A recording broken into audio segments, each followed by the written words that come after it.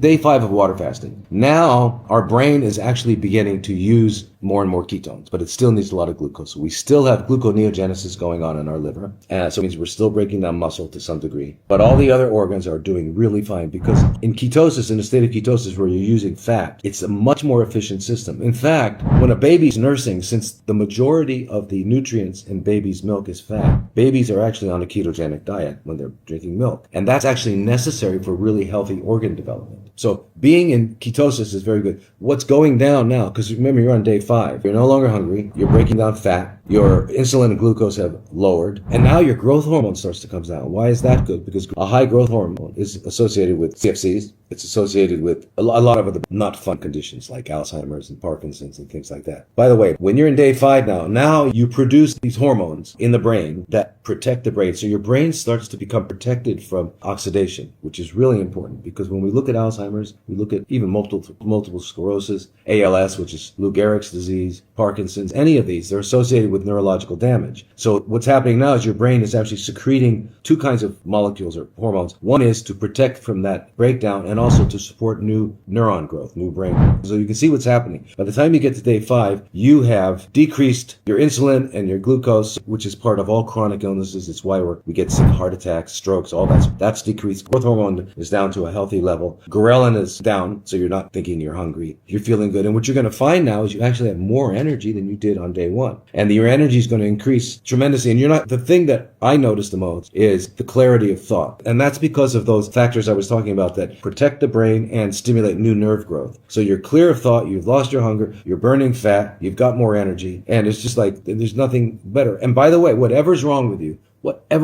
gets better. And I can say that with 100% certainty. So I don't care if it's CFCs, osteoporosis, depression, whatever, it will get better. This is how nature and God correct things. This is why all animals everywhere, in forests, in jungles, in the ocean, wherever, when they're not well, they stop eating. And they stop eating for these, they don't know why they're doing it, but they do it. Anyway, so that's God or nature's, however you want to look at it, cure. It's how we cure, it's how we clean up, and it's how we get renewed.